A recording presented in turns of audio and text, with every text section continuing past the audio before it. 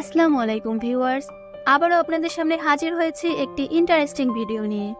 আজকের ভিডিওতে আমি আপনাদের জানাবো এমন 5টি মজাদার সাইকোলজিক্যাল ট্রিক্স যার সাহায্যে আপনি আপনার জীবন ও চারপাশের পরিবেশকে নিজের নিয়ন্ত্রণে নিয়ে আসতে পারবেন। এই ট্রিক্সগুলো ব্যবহার করে অনেক বড় সমস্যাও খুব সহজেই সমাধান করে ফেলতে পারবেন। তো চলুন দেরি না করে ভিডিওটি শুরু করা যাক। ট্রিক নাম্বার 5, টেনশনকে কিভাবে কম করবেন। আমাদের প্রত্যেকের জীবনেই নানা ধরনের টেনশন থাকে এবং এগুলো আমাদের মনে ঘুরপাক খেতে থাকে।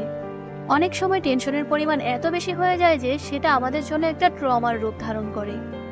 আপনি জেনে অবাক হবেন, according to the psychological strategy, যদি আপনি নিজের টেনশন বা ট্রমার কারণগুলো কোনো পেপারে লিখে ফেলেন তাহলে আপনার মানসিক অবস্থার অনেক পরিবর্তন চলে আসে।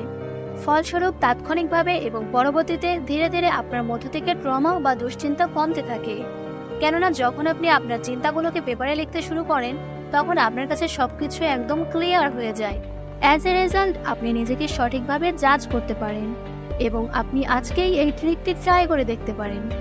ট্রিক নাম্বার 4, যখন আমরা কাউকে কোনো বিষয়ে রিকোয়েস্ট করি তখন আমরা খুব করে চাই যে সে যেন রিকোয়েস্টটা একসেপ্ট করে, আর যদি তারা আমাদের রিকোয়েস্ট একসেপ্ট না করে তাহলে আমরা কষ্ট পাই অথবা রেগে যাই।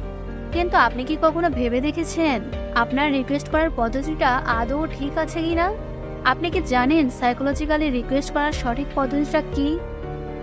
ওকে, সাইকোলজিক্যাল স্ট্র্যাটেজি অনুযায়ী আপনি যখন কারো কাছে হেল্প চাইবেন তখন আপনার তার সাথে সরাসরি দেখা করে রিকোয়েস্ট করতে হবে, কারণ কোনো কল বা মেসেঞ্জে করা রিকোয়েস্টকে সবাই অতটা গুরুত্ব দেয় না, আর না তো এর দ্বারা রিকোয়েস্ট বা হেল্পের আর্জেন্সিটা বোঝা যায়।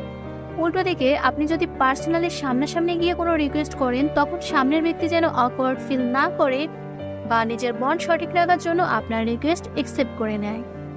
ট্রিক নাম্বার 3, অনেক সময় এমন হয় যে আপনি কোনো টপিক পড়ছেন, অনেক ভালোভাবে পড়ছেন এবং টপিকটি বুঝেও গেছেন, কিন্তু কিছুদিন বাদে আপনি সেই পড়াটি ভুলে গেছেন আর কিছুতেই মনে করতে পারছেন না। তো এমন কি কোনো উপায় আছে যার সাহায্যে কোনো পড়া একবার পড়লে সারা জীবন মনে রাখা যাবে? একটা দারুণ উপায় আছে। সাইকোলজি বলে আপনি কোনো পড়াকে যদি সারা জীবন মনে রাখতে চান তাহলে ওই পড়াটি ভালোভাবে বুঝে যাওয়ার পর অন্য একজনকে বোঝান। এমনভাবে বোঝান যেন আপনি একজন টিচার, আর যদি বোঝানোর মতো কেউ না থাকে তাহলে আপনি নিজেই নিজেকে বোঝান। এই ওয়েতে কোনো পড়া পড়লে সেটা সারা জীবনের জন্য আপনার ব্রেইনে স্টোরড হয়ে যাবে, আর যখনই সেই প্রশ্ন আপনার সামনে আসবে আপনার মস্তিষ্ক অটোমেটিক্যালি অ্যান্সারটাকেও আপনার সামনে এনে দিবে।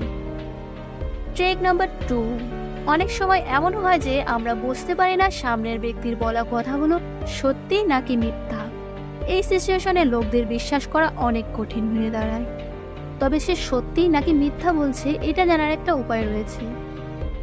সে যখন কথা বলবে তখন আপনি তার কথায় কোনো রেসপন্স না করে চুপচাপ তার চোখের দিকে দেখতে থাকবেন।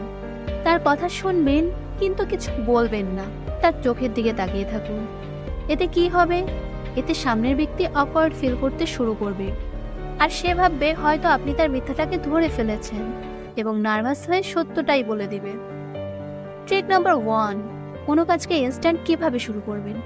অনেক সময় এমন হয় যে আপনার কাছে কোনো জরুরি কাজ থাকে কিন্তু আপনি সেই কাজটি শুরু করতে পারছেন না, প্রোক্রাস্টিনেশন করছেন। ফলস্বরূপ আপনার কাজে ডিলে হতে শুরু করে। তো এই সিচুয়েশনে আপনি কি করবেন? এই সিচুয়েশনে আপনার মাইন্ডকে একটু বোকা বানাতে হবে। আপনি নিজের মাইন্ডকে বলুন যে আপনি 1 থেকে 5 অবধি রিভার্স কাউন্ট করবেন। যেই অমনি আপনার কাউন্ট করা শেষ হয়ে যাবে তখনই আপনি সেই কাজটি শুরু করবেন। হ্যাঁ, এটা সত্যিই কাজ করে। এটাকে বলা হয় 5 সেকেন্ডস রুল। আপনি চাইলে এখনই এই রুলটিকে কোনো কাজ করার জন্য অ্যাপ্লাই করতে পারেন।